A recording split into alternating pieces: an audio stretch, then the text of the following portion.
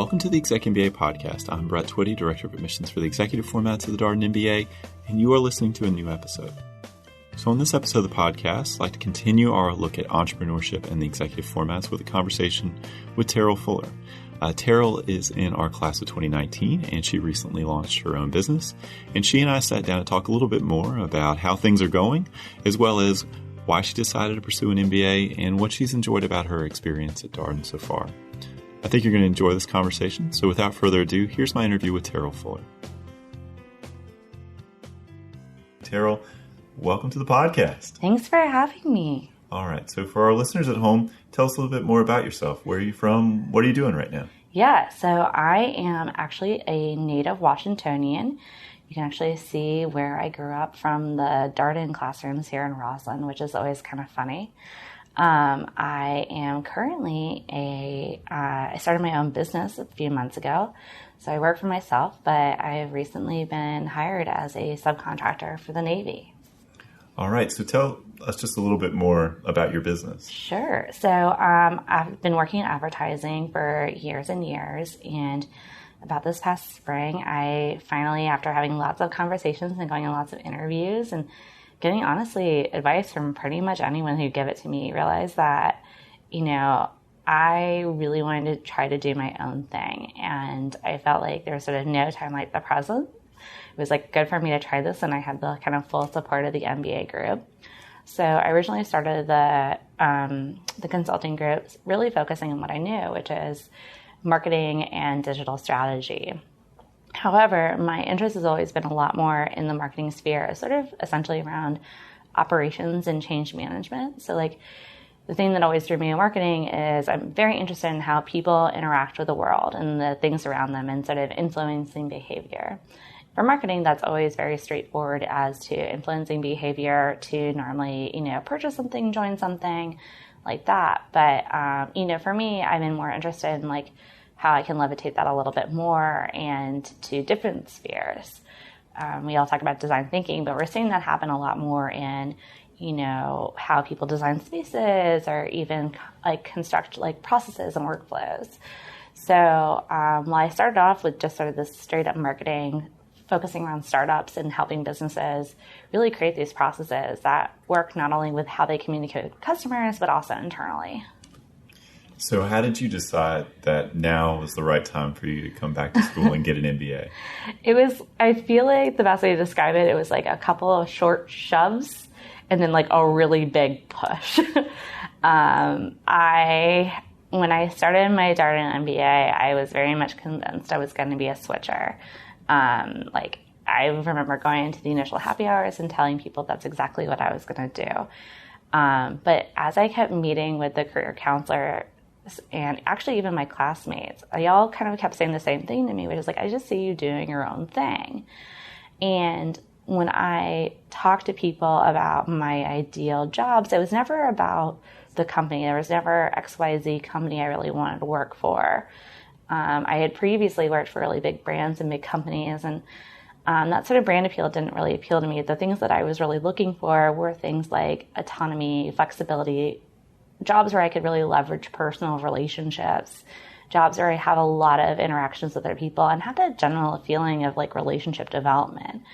And finally, between my conversations with Sarita here at this Career Development Center, and then one of our professors, Connie Dunlap, they both sort of agreed that, I'm really meant to be an entrepreneur. Those are entrepreneurial, skills.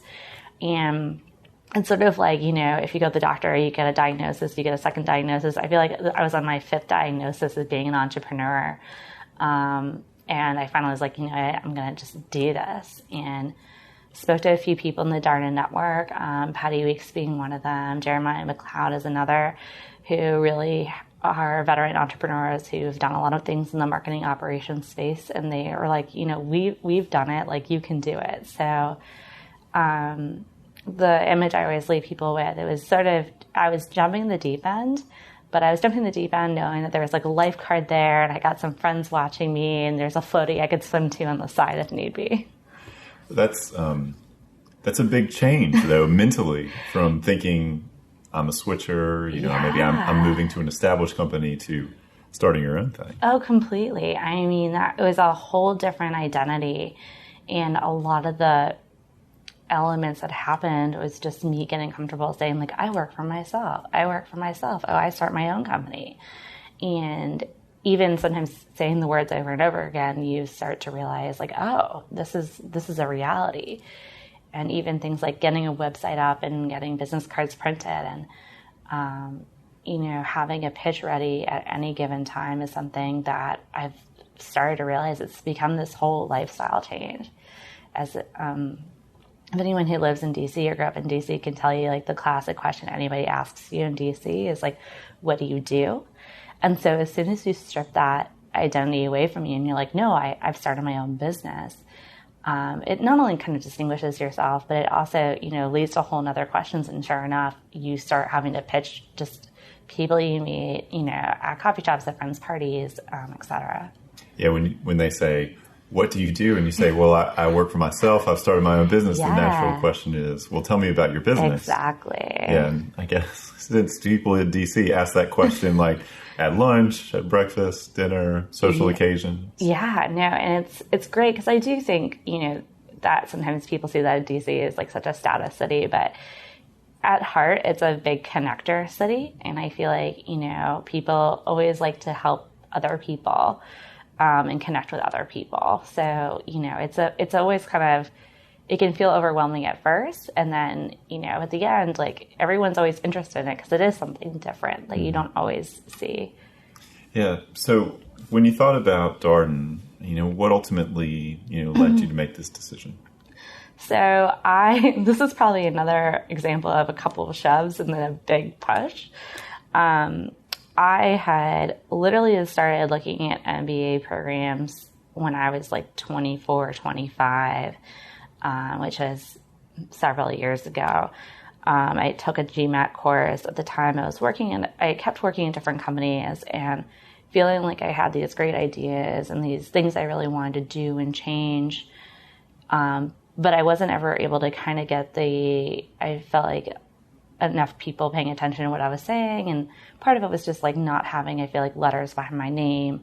It's when you're young, it's so easy just to be like, oh, she's inexperienced and doesn't know what she is talking about.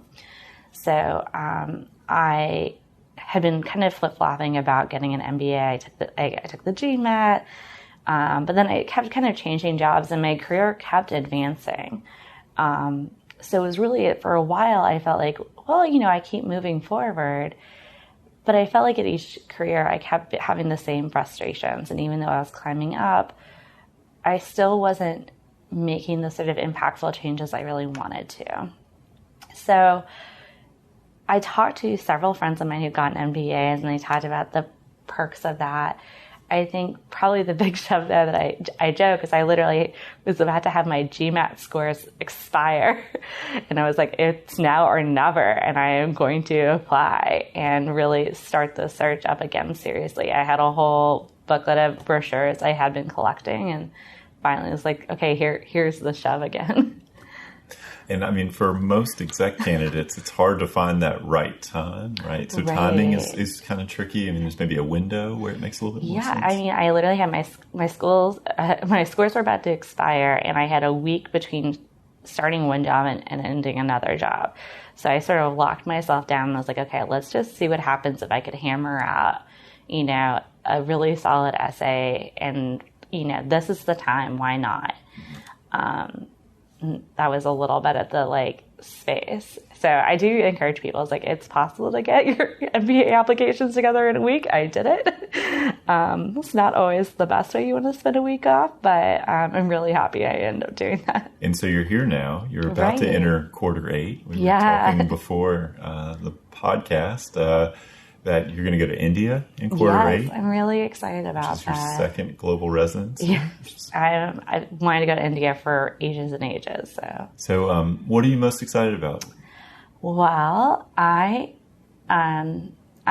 before going to Darden, I went to Kenyon College where I was an English major. My favorite authors is Salman Rushdie. So a lot of what my sort of classic perception of India is so much of what I've read of his work. that's definitely a huge part of it. I think one thing I'm also really interested in as, the more we study about business, the more global it is. And you start, and even for myself, when I would work on digital projects, most of my team would oftentimes be in India. And I feel like it's important to understand that our world is meshing together more and more. So I want to learn about the culture. I want to learn about the people. I want to visit these factories and companies and see what they're like.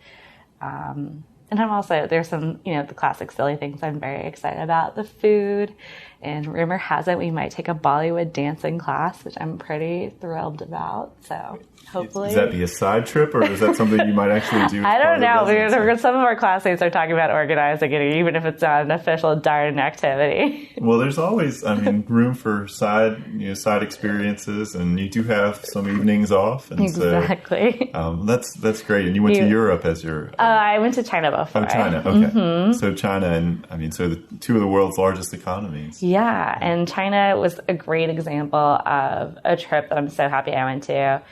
I consider myself very well read and very knowledgeable of the world and very well traveled. I'd never been to China though. And my perception of China before I went and after I went were completely different. Mm. And it's such a good example about why we travel. Like, I think it's easy just to say, I know about China. I've read X, Y, Z book about it, but it's very different when you go there and you see it. And y'all were over there. I've mentioned this a couple times because it seemed like the tariff conversation really picked up while you were there. Completely. It was bizarre. And also because so much of the news is censored, we're trying to figure out what's happening. I was just talking with somebody about, I kept watching BBC, but the only coverage I feel like I got about anything was about this huge cricket scandal. So, and I was like, where's the other news happening? Very up to date about the cricket scandal that occurred. And see, I missed it. I missed the whole cricket scandal. I know. It's just different priorities. So, that trip is typically Beijing and Shanghai. Right. What stands out as a sort of favorite memory from the trip to China? Oh, wow. I think what makes China, and I think a lot of people will talk about this, there's several great memories I have there. The Great Wall is pretty amazing. It is completely, you're never going to understand that scale from photographs or even video. It's just incomprehensible until you're there. And I think, that was such an amazing experience. I think also it was fascinating too. One of my favorite things I did see there was one of the factory tours we did for GM. And, I've known plenty of people. I went to college in Ohio, and GM is such a big deal there. And I've known people whose families had worked at GM. And sure enough, we got to talk to this guy there who had, come over from Detroit. He'd started working at GM when he was 18. I think he was in his 60s then. And he was just talking about how much he loved working in the GM China factory. And, how amazing it is and the comparisons. And it was such a unique perspective. Mm-hmm. And just even seeing how the factory worked, it was just something I'm always going to think about when I think about that experience.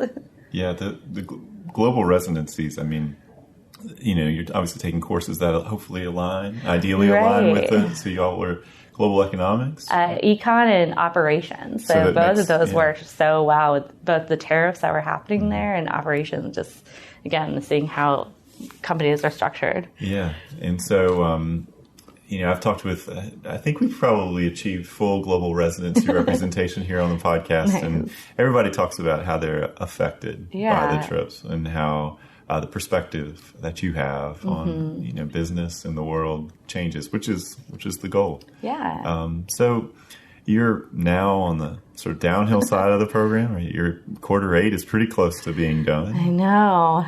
And then after quarter 8, you have quarters 9 and 10, which are the elective period.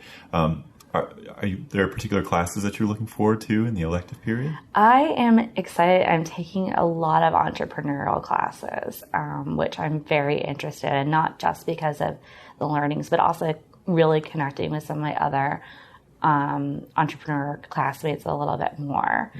I think that's going to be a really unique experience, and for us to sort of have our shared learnings and shared struggles. Well, that network is perhaps even more important for entrepreneurs. Exactly. And I feel like there's a growing interest in entrepreneurship within our program. So I'm not sure, you probably have an even better sense of the class of 2019, but the class of 2020, we had a bunch of people stand up on the first day of school and basically say, look, I'm interested in starting my own business. Here's my interest. And this is the particular area or industry that's really exciting to me. And it feels like that number has grown over the past 3 or 4 years. I can see that. I think like this is such a good movement now for businesses starting up. I think we sort of saw that surge happen with the .com and then these sort of, disruptors to the market. But then I think we're also seeing like strength in these sort of smaller businesses that have this sort of stability that's come like now that, we're out of the recession and, capital is available and people are willing to invest. Like this is sort of a good time to take risks. So I definitely agree with that. Yeah, so-called golden age of entrepreneurship right now. Obviously you're getting started with your own business. When you think about sort of what you've learned, or obviously there's a pretty good learning curve, I would imagine, with starting your business. When you think about things that you've learned or takeaways for you just here in the early going, what are some of the lessons that stand out? I think several of them stand out. Some of the best advice I got was sort of getting out there fast. I think there's sometimes, especially for myself as a marketer, there's this tendency, it's like, I want to have this like magnificent website and it's going to be so expensive. And the reality is like, I needed just something up fast. And as soon as I had that sort of was able for me to move forward and like, look, I have a website, I'm legit.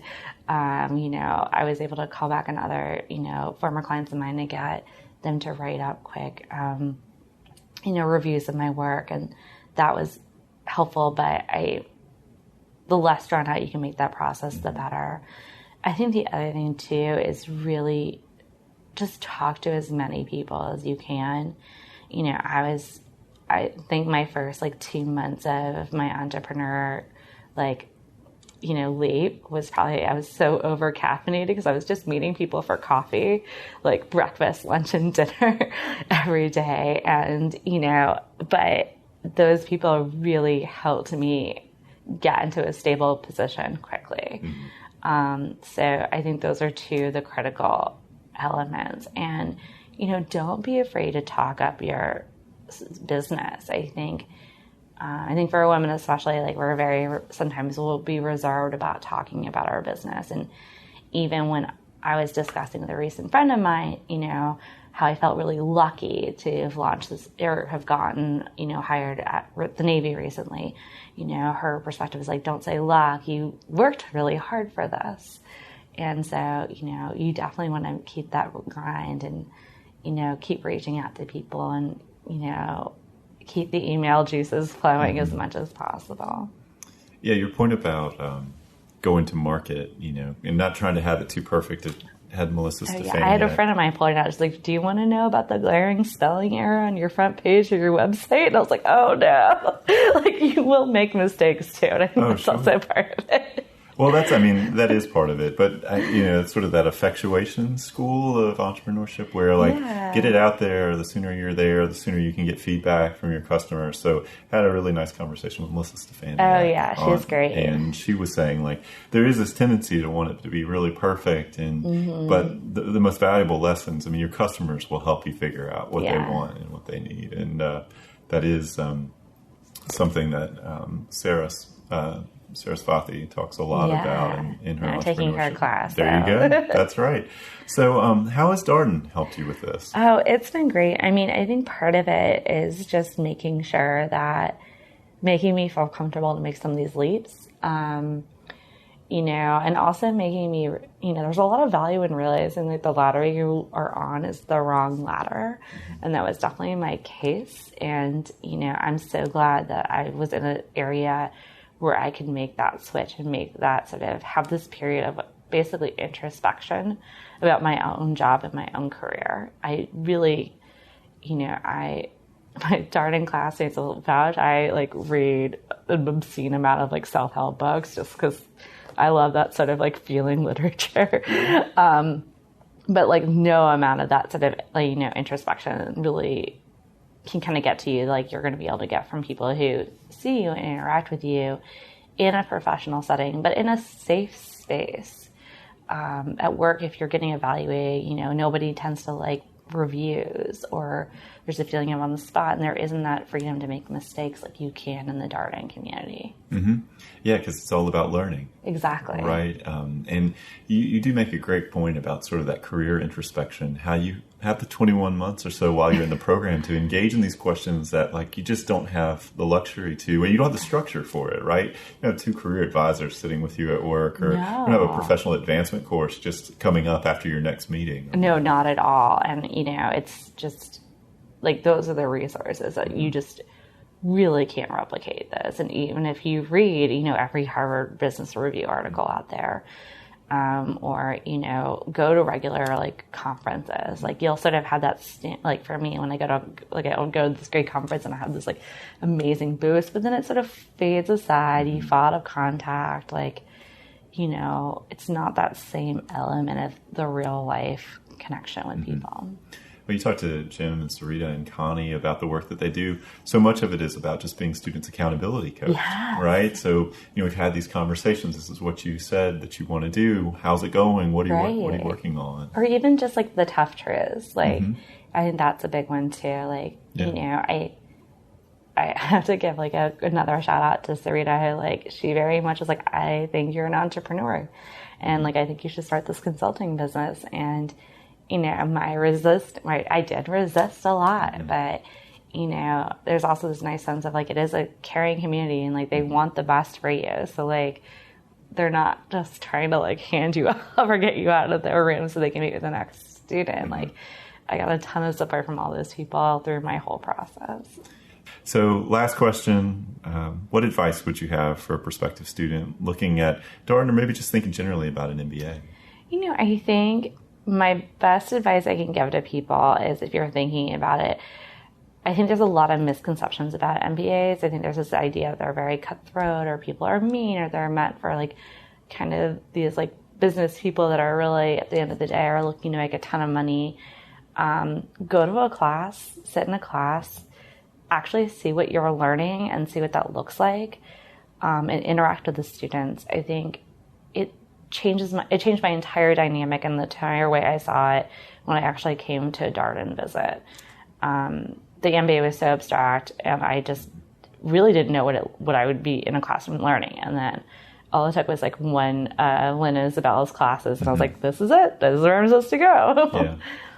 No, that's such a good point. I mean, we find all the time that people have very formed ideas about what an MBA is and what it isn't, and who's in the room and who's not in the room. And I do think when you come, for class visits or you come to events, you can start to piece together sort of the personalities of schools and, the kind of people that are there, and you can find a culture that's maybe a good fit for you. Every school's going to have its own culture, and a class visit is a great way to get a feel for what Darden's all about, because you sit in on a class, you see the case method, and you talk with students, you can have lunch with them, you get a lot of data points you can gather in 2 or 3 hours or so on a Saturday, Sunday, Friday, Thursday, you can go down to Charlottesville. So. Yeah, it's the perfect way to like test drive it. Mm-hmm. Absolutely. Well, Terrell, thank you so much for being on the podcast. You're very welcome. And that was my conversation with Terrell Fuller, a student in our class of 2019. Of course, as always, if you have any comments, suggestions, requests, anything you'd like for us to cover here on the podcast, we're all ears. We can be reached at exec, that's EXEC, MBA at darden.virginia.edu. Until next time, thanks for listening.